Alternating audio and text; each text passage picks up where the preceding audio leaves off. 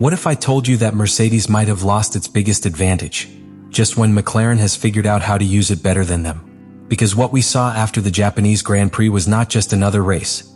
It was the beginning of a technical war that could completely change the order of Formula One.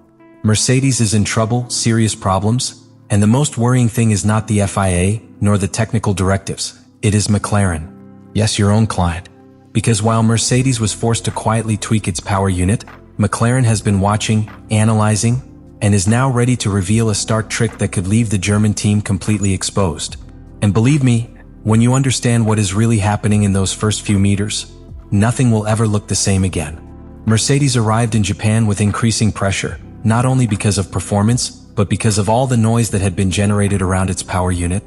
During the first races, the behavior of the engine had been practically inexplicable to the rest of the teams.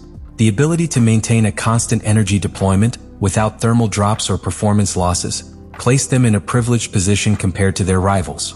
But that advantage began to be questioned, investigated, and finally limited. And this is where the problem really begins. Because when the FIA intervenes and forces adjustments before a weekend as important as Japan, it doesn't just affect immediate performance. It affects the entire structure of trust on which the car is built. Mercedes had to reconfigure its system, adapt its software, and in that process it lost something key: consistency. What was once a clear advantage now became an unknown race after race. The W17, or rather, the current concept of the car, began to show a double face. In certain conditions he remained competitive, capable of fighting in front positions, but in other situations he was completely exposed, especially on circuits where technical precision and energy management are decisive. It wasn't a problem visible in a single lap. It was something deeper, more structural. But while Mercedes was dealing with these internal doubts, there was a team observing every detail with extreme attention: McLaren. And this is where the story becomes really interesting, because McLaren is not just any rival. It is a direct customer of Mercedes. It uses the same power unit, receives data, shares certain technical bases, but at the same time competes directly against them. And in Japan, they began to notice something that didn't add up: the exits. In those first meters where everything is decided, where a good reaction can completely change a race, McLaren began to detect different patterns in energy management. It wasn't just about traction or aerodynamic setup, but how the power was released at the exact moment the driver stepped on the accelerator. A subtle difference, but decisive. And the most disturbing thing for Mercedes is that McLaren not only understood it, it began to replicate it. This completely changes the balance of power, because it means that knowledge is no longer limited to the official team. It means that this supposed secret is no longer exclusive. And most importantly, it means McLaren could be in a position to expose him. Meanwhile, on the track there were already clear signs of this evolution.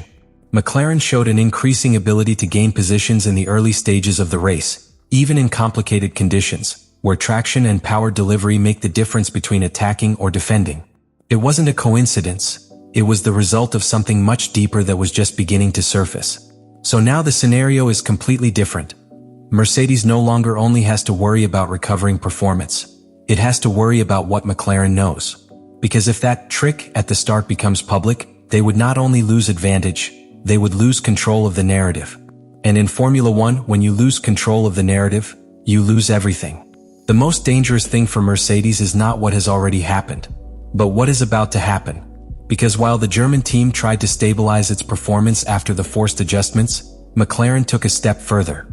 It was no longer just about understanding the problem, but about exploiting it.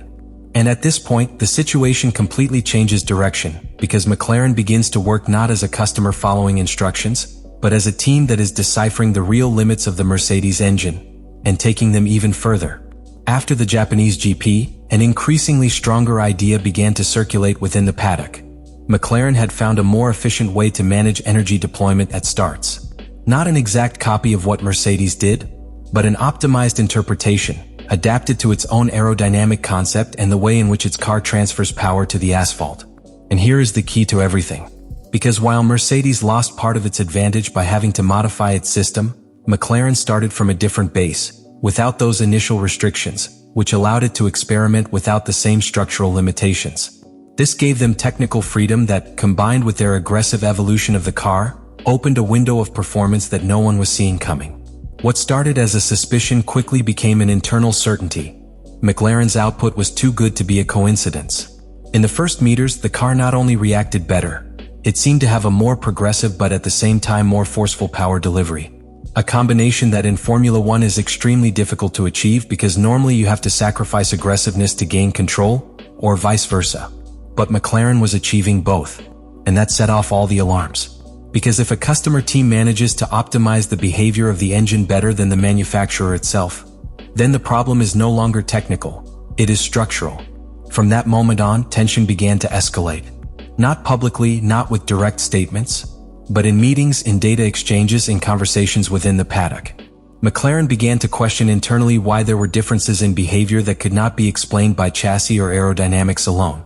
And most importantly, he began collecting evidence. This is what really puts Mercedes in check. Because it is one thing for there to be suspicions, and quite another for a team to have enough data to prove that something doesn't add up. And according to what is said after Japan, McLaren would be preparing the right moment to reveal this information. Not necessarily as a direct denunciation, but as a technical expose that forces everyone including the FIA to take a closer look. Meanwhile, on the track, the results were beginning to support this theory. McLaren was not only competitive, it was showing signs of performing especially strongly in critical phases of the race, especially in starts and restarts. This is not a minor detail because in modern Formula One, gaining positions at such moments can completely define the final result. And this is where Mercedes enters a really dangerous area. Because if McLaren decides to make this trick public, they would not only lose any residual advantage, but they would open the door to a much deeper investigation. And in that scenario, every technical detail, every interpretation of the regulations, every decision taken to the limit, would remain under the microscope. What is at stake is no longer just performance. It's credibility. It's control. It is power within Formula One. And the most disturbing thing of all is that Mercedes can't stop him. Because once knowledge goes out into the paddock, there is no way to go back. And then, it happens. Not with a direct complaint, not with an explosive accusation, but in the most dangerous way possible in Formula One. With evidence on the track and technical explanations that no one can ignore, McLaren takes the step. After the Japanese Grand Prix, what until now were rumors, internal analysis and suspicions, begins to transform into something much more solid. The team is beginning to show in an increasingly clear way how it has optimized the behavior of the Mercedes engine on starts. They don't call it a trick. They don't present it as an irregularity, but deep down the entire paddock understands exactly what it means. Because when a client team explains how they obtained that advantage, they are automatically revealing that that advantage existed. And that's where Mercedes loses control.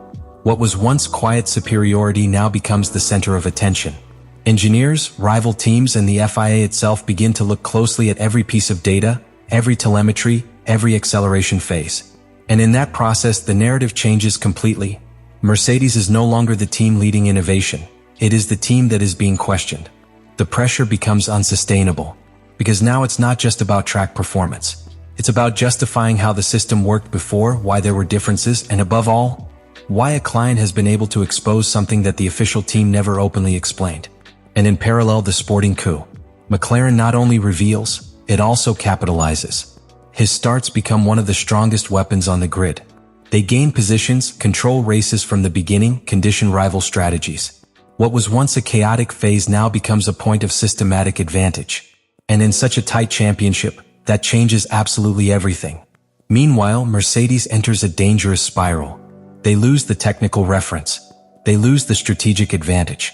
And the most serious thing, they lose the initiative. Because now they are the ones who react, the ones who try to adapt, the ones who look for solutions to something they no longer control.